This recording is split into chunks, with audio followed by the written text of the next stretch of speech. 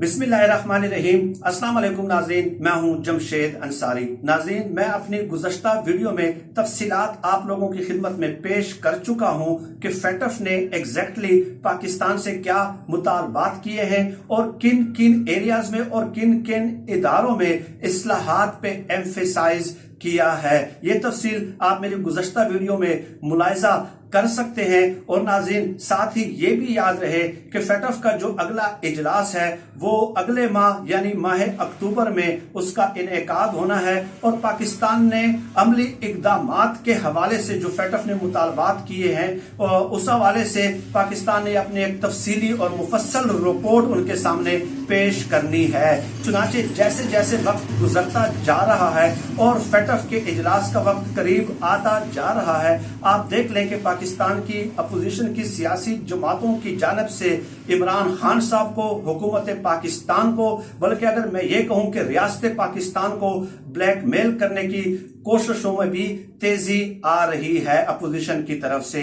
आपने गुज़श्ता माह देखा कि फेटफ के हवाले से एक कानून मंजूर कराना चाहा मौजूदा हुकूमत ने, लेकिन अपोजिशन की सियासी जमातों ने अपनी ही मुरत्तब करदा 34 सिफारिशात जो नैब कवानीन के हवाले से अपोजिशन ने मुरत्तब की है उससे फेटफ कानून की मंजूरी को जोड़ने की कोशिश की और मनसूख करने की जो है वो अटेम्प्ट अपोजिशन की जमातों की जानिब से सामने आई। अब जबकि अक्टूबर में फेटफ को रिपोर्ट पाकिस्तान ने तफसीली जमा करानी है, तो कल ही एक नई अटेम्प्ट जो है वो बिलावल भुट्टो जरदारी साहब की जानिब से सामने आती है, क्योंकि गुज़श्ता माह अपोजिशन ने हुकूमत का साथ नहीं दिया था एक फेटफ के हवाले से जो कानून मंजूर कराना था सेनेट से। तो हुकूमत ने ऐलान किया कि अभी 3-4-5 दिन बाद हम जो है पार्लियामेंट का मुश्तरका इजलास बुलाएंगे और उसमें उस कानून को मंजूर करेंगे। चुनाचे बिलावल भुट्टो जरदारी के कान खड़े हो गए और उन्होंने कल ही एक मुतालबा कर दिया कि हालिया तूफानी बारिशों के बाद की सूरत हाल में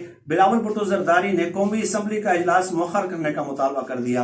पाकिस्तान पीपल्स पार्टी की तरफ से जारी किए गए बयान के मुताबिक चेयरमैन बिलावल भुट्टो जरदारी का कहना था कि अरकान कौमी असम्बली अपने अपने इंतखाबी हलकों में बारिश से मुतासर अफराद की खिदमत में मशगूल हैं। इस वक्त मुंतखब अवामी नुमाइंदों की मौजूदगी की सबसे ज्यादा जरूरत मुतासरीन बरसात के दरमियान है। उनका मजीद कहना था कि रुकने कौमी असम्बली राजा परवेज अशरफ ने इजलास मौखर करने के सिलसिले में स्पीकर कौमी असम्बली को भी इस्तदा की है।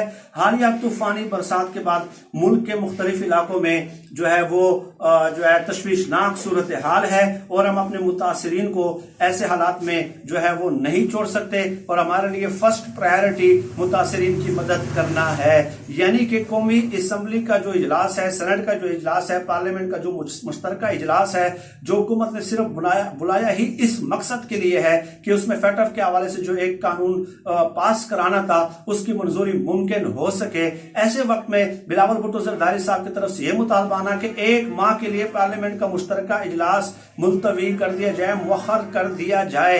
नाज़रीन, ये बात याद रहे, शाहीन सबाई साहब के कालम से मैंने अपनी गुज़श्ता वीडियो की थी, उसमें उन्होंने कहा कि पाकिस्तान के पास कतअन कोई ऑप्शन ही नहीं है कि अक्टूबर से पहले जो रिपोर्ट मुफस्सल जमा करानी है उसमें ये कानून साजी करके फेटफ को आगाह करना है, उनको कन्विंस करना है। ऑप्शन है ही नहीं, कोई ऑप्शन नहीं है पाकिस्तान के पास। पाकिस्तान के पास ऑप्शन यह है कि कोई ऑप्शन ही नहीं है, ये कानून मंजूर करना है। तो ऐसे हालात में आपने 1 माह के लिए पार्लियामेंट का मुश्तरका इजलास जो है वो मुलतवी करने की दरखास्त कर दी, मौखर करने की दरखास्त कर दी और आप मुतासरीन का बहाना बना रहे हैं। 12 साल से आपने क्या किया, कराची में, सिंध में क्या किया, वो कारकर्दगी आपकी नजर आ गई है।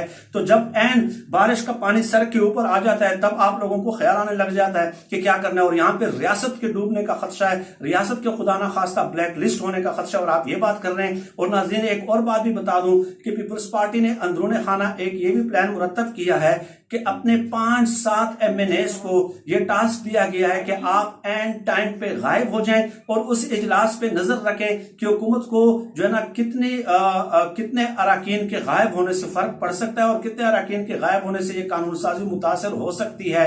चुनाचे उन्होंने ये भी एक प्लान मुरत्तब किया है कि आप सैलाब का, बारिश का, मुतासरीन का, हालात खराब होने का, घर बह जाने का, सड़कें बह जाने का, ये बहाना करके आप एंड टाइम पे गायब हो जाएं और आप you should keep your vigilant eyes open. आप हालात पे नजर रखें कि अगर 5-7 लोगों के गायब हो जाने से कानून साजी मुतासिर होती है तो आप लोगों ने किसक जाना है। ये भी एक प्लान खतरनाक सामने नजर आ रहा है। तो नाज़रीन, ये सारी सूरत हाल थी और ये हमारे अपोजिशन का किरदार है। और इससे गुज़श्ता वीडियो में जो 4 सितंबर को 2 आर्टिकल्स लिखे हैं शाहीन सबाई साहब ने, उसमें उन्होंने जो खतरनाक सूरत हाल की अक्कासी की है कि फेटफ ने सिर्फ ये नहीं कहा। अब आपके जहन में यह आएगा कि क्यों बिलावल भुट्टो जरदारी साहब ये कर रहे हैं, अपोजिशन की जमातें ये कर रही हैं। भाई, उन्होंने बाकायदा चार्जशीट किया पाकिस्तान की अदालती निजाम को, नैब को, और उन्होंने कहा कि 2420 केसेस जो है 2013 से 2018 तक वो रजिस्टर्ड हुए और 2420 केसेस में से सिर्फ 354 मुकदमात बनाए गए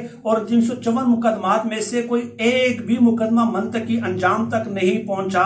और इसके अलावा इंसदाद मनशियात के जो इदारे थे 1528 केसेस उन्होंने बनाए, 161 मुकदमात जो है अदालत में गए, मगर किसी एक में भी मुलजिमान को सजा नहीं हो सकी। FIA में 346 मामलात की छानबीन की, 175 केसेस अदालत में गए, एक को भी सजा नहीं हुई। और इसके अलावा नैब पे, FBR पे, FIA पे ये तमाम इंस्टीट्यूशनल मैकेनिज्म डेवलप करने का जो है फेटफ ने कहा है। सिर्फ ये नहीं है कि आप कानून साजी करके नहीं, बाकायदा एक प्रोसीजर अडॉप्ट करके इंस्टीट्यूशनल मैकेनिज्म और इस्लाहात करके आपने हमें बताना है कि मनी लॉन्ड्रिंग की रोकथाम ऐसे करनी है और फेक ट्रांजैक्शंस आपने ऐसे रोकनी है। अब बिलावल भुट्टो जरदारी और अपोजिशन की तमाम सियासी जमातों को मालूम है कि अगर इन 5-6 एहतसाबी इदारों की इस्लाहात हो गई, जो कि फेटफ की डिमांड है।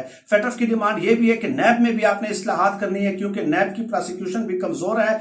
आप लोगों के यहाँ ये बाकायदा उसमें जिक्र किया गया है कि जाली अकाउंट्स के जरिए पैसे एक जगह से दूसरी जगह सर्कुलेट करते रहते हैं, ट्रांसफर करते रहते हैं, मशकूक ट्रांजैक्शन होती है, केसेस बने हैं, लेकिन वो केसेस मंतकी अंजाम तक पहुंच ही नहीं रहे। तो आप कैसे मनी लॉन्ड्रिंग की रोकथाम करेंगे? ये सख्त तरीन सवालात उनसे पूछे गए हैं पाकिस्तान की हुकूमत से फेटफ की रिपोर्ट में। चुनांचे इन लोगों को छुरी जो है अब वो पानी में नजर आने लग गई है कि इमरान खान साहब ने वो तमाम तर इदारा जात जो एहतसाबी इदारे हैं उनके इस्लाहात का कानून भी जो है ना, उनकी शिकें भी शामिल कर दी गई है इन कवानीन में। तो अगर ये हो गई तो फिर तो हमारी खैर नहीं, हमारी शामत आ जाएगी। तो ये हालात है इस अपोजिशन के कि रियासत को ये ब्लैकमेल कर रहे हैं सिर्फ इसलिए कि उनकी अपनी करप्शन है। इसका मतलब ये हुआ कि ये साबित हो गया, ये तय हो गया, ये एस्टेब्लिश्ड हो गया है कि इन इदारों की इस्लाहात से जो है वो इनको अपनी जान के लाले पड़ जाते हैं। लेकिन इमरान खान साहब के पास अब ऑप्शन सिर्फ ये है, सिर्फ एक रह गया है, सिर्फ एक रह गया है शाहीन सबाई साहब के बकौल कि इमरान खान साहब के पास अब कोई ऑप्शन ही नहीं है। और फिर शाहीन सबाई साहब ने इमरान खान साहब को खिराज तहसीन भी पेश किया है कि शाहीन सबाई साहब कहते हैं कि जब मैंने ये रिपोर्ट पढ़ी तो मेरी आंखें खुल गई और मुझ पर यह हकीकत मुनकशिफ हो गई कि इमरान खान साहब क्यों ये कह रहे हैं कि NRO नहीं दूंगा। क्योंकि इस रिपोर्ट में तो बाकायदा कहा गया कि आपके मुल्क के अंदर पॉलिटिशियंस जो हैं वो फेक अकाउंट्स और फेक ट्रांजैक्शंस करते हैं और मनी लॉन्ड्रिंग करते हैं। तो उस हवाले से आपके जो इदारों का हाल ये है कि 2420 केसेस जो है वो तहकीकात शुरू करते हैं, उनमें से 354 मुकदमात दर्ज होते हैं और जनाब आली 5 सालों में कोई एक नतीजा भी बरामद नहीं होता। तो इस तरह तो अब हम नहीं चलने देंगे, ये फेटफ ने कहा है। और पाकिस्तान के पास जो है अब ऑप्शन कम होते जा रहे हैं, लेकिन इंशाल्लाह हुकूमत जो है ना जॉइंट पार्लियामेंट सेशन में अपने बलबूते पे ये बिल मंजूर करा के रहेगी और इंशाल्लाह ताला इन लोगों का किरदार भी जो है अपोजिशन का ये भी लोगों को याद रहेगा। और वक्तन फवक्तन हम आप लोगों को आगाही इसलिए करते हैं कि ये हुब्बुल वतनी के जो दावे करते हैं, जो नारे लगाते हैं, उनकी हकीकत आप लोगों के सामने मुनकशिफ हो जाए। फिलहाल आज के लिए इतना ही। पाकिस्तान जिंदाबाद, अल्लाह हाफिज।